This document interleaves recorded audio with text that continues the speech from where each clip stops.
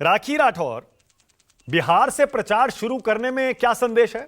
हम तो जाहिर है विश्लेषक के तौर पर जो हमें नजर आ रहा है हम वो कह देंगे, पर शायद आप बता पाएं बीजेपी इस बारे में क्या कहती है, बिहार से ही क्यों?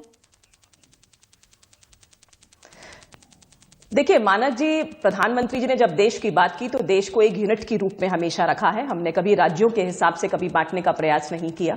जब मैं कहते हैं आप कहते हैं कि बिहार से प्रधानमंत्री जी अपना चुनाव प्रचार करेंगे, तो हम ये कहते हैं कि देश में हम लोकसभा चुनाव के लिए अपने चुनाव प्रचार अपनी रिपोर्ट कार्ड के साथ में जनता के बीच में जाएंगे।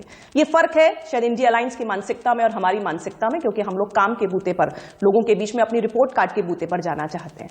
अभी जेडीयू के मेरे साथी जो हैं वो कह रहे थे कि सीट शेयरिंग की हम लोग डिसीजन कर लेंगे, लेकिन मानक जी दिसंबर आखिरी तक सीट शेयरिंग का फॉर्मूला डिसाइड होना था, लेकिन कुछ हुआ नहीं। और इन्हीं के पार्टी के सुनील कुमार पिंटू जी ने कहा था कि सिर्फ चाय बिस्किट खाकर के ये मीटिंग्स खत्म हो जाती है।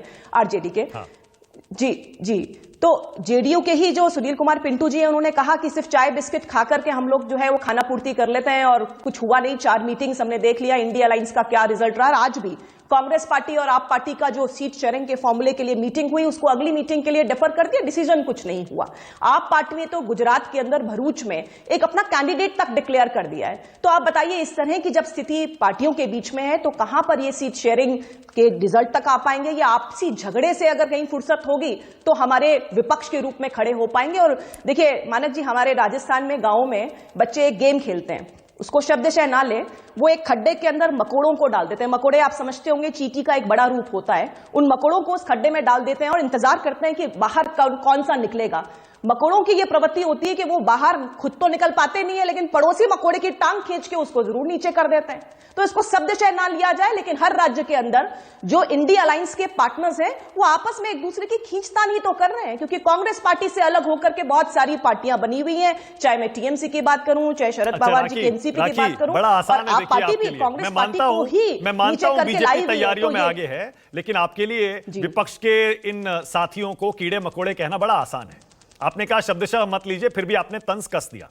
देखिए मैंने आपसे पहले भी कहा, मैंने शब्दशः नहीं, मैं एग्जांपल दी कि कैसे टांग खिंचाई की जाती है। मैं टांग खिंचाई की बात कर रही हूं। लेकिन मैं ये कह रहा हूं, आप भी मान लीजिए बिहार आपकी और महाराष्ट्र आपकी दुखती रग है, कमजोर कड़ी है। इस बार मान लीजिए कमजोर कड़ी है, आपके दोनों साथी वहां से छोड़ के गए हैं। पिछली बार वाला परफॉर्मेंस आप कैसे दोहराएंगे बताइए? मानक जी देखिए, हम अपनी रिपोर्ट कार्ड के बूते पर इलेक्शंस में जाएंगे। पिछली बार जब हम इलेक्शंस में थे तो हमारे लाभार्थियों की संख्या 25 करोड़ थी, हमें वोट मिले 22.9 करोड़।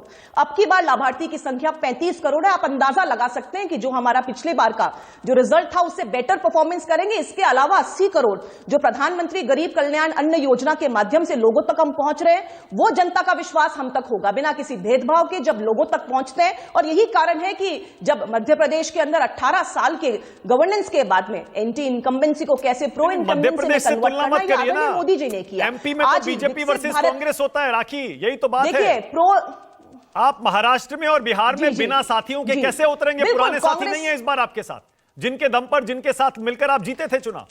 ये बताइए, देखिए प्रश्न यह है कि बिहार के अंदर जेडीयू ने अगर 16 सीट जीती थी पिछले 2019 के लोकसभा चुनाव में, तो क्या इस बात को आप मानेंगे कि जेडीयू सिर्फ अपने बूते पर वो 16 सीट जीत पाई थी? वो मोदी मैजिक था जिसकी वजह से वो सीट्स वहां पर मिली थी, वो एनडीए के साथ उनका साथ था। और ये रिजल्ट जो है वो आप देख लीजिएगा 2024 के अंदर जेडीयू की क्या हालत होती है, क्योंकि जेडीयू जिस तरह से अपनी रिलायबिलिटी वहां पर खो चुका है, जिस तरह से ग्राउंड लेवल पर काम नहीं हुआ बिहार में, जनता जेडीयू को सपोर्ट नहीं करेगी। और आप खुद समझिए कहते हैं राखी, जब बिहार में 39 सीटें बीजेपी और जेडीयू को जो मिली थी, उसमें जेडीयू की नहीं बीजेपी की सीटें जितवाने में भी जेडीयू का रोल था। मोदी मैजिक होगा, लेकिन उसमें नीतीश मैजिक भी था। देखिए वो रिजल्ट सबके सामने होगा। मानक जी देखिए, रिजल्ट जो है वो डिपेंड करता है कि आपकी गवर्नेंस कैसी थी। आज ही विकसित भारत संकल्प यात्रा में हमने देखा कि जब से ये स्टार्ट हुई है 2 करोड़ लोगों को स्वास्थ्य जो उनका परीक्षण है, उनका जो इन्वेस्टिगेशंस है, वो ग्राउंड लेवल पर जाकर के हुआ है। जिस तरह से 1 करोड़ से ऊपर लोगों का टीबी के इलाज की बीमारी की जांच हुई है, ये रिजल्ट जो है वो लोगों तक पहुंचेंगे, अंतिम छोर तक खड़े व्यक्ति तक। जब सरकार की योजनाएं पहुंचती हैं तो जो लोग हैं उनका विश्वास हम तक पहुंचेगा ही पहुंचेगा। और मैंने लाभार्थी की संख्या बताई आपको, जब आपको फायदा होगा, जनता को फायदा होगा, तो वोट्स मिलेंगे। ओके, ऑल राइट, साथियों की जरूरत ही नहीं है। 1 सेकंड तिवारी जी, 1 सेकंड में आ रहा हूं। मृत्युंजय तिवारी जी कुछ कहना चाह रहे हैं, क्या कह रहे हैं मृत्युंजय तिवारी जी, बोलिए। देखिए, देखिए मानक जी, अभी हमारे बीजेपी की बहन कह रही थी कीड़ा मकोड़ा, आपने तो उनको टोका। हम कहना चाहते हैं चूंकि बीजेपी के साथ यही सबसे बड़ा दिक्कत है, उनके जो सहयोगी उनके साथ है, अभी दिखाया था उन्होंने एनडीए का फर्जी मीटिंग करके, वो सब कीड़े मकोड़े हैं इनके। ये अपने सहयोगियों को भी नहीं छोड़ते हैं। जेडीयू साथ में थी या जेडीयू को तोड़ रही थी, ये बीजेपी का कैरेक्टर है।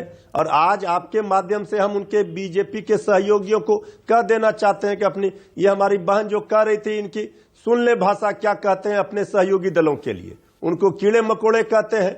हमने हाथ और गले नहीं मिलाया है, दिल मिलाया है। और इस बार बीजेपी घबराई हुई है, ये बीजेपी नेताओं को लग रहा है, इसलिए भगवान राम का नाम ज्यादा जप रहे हैं।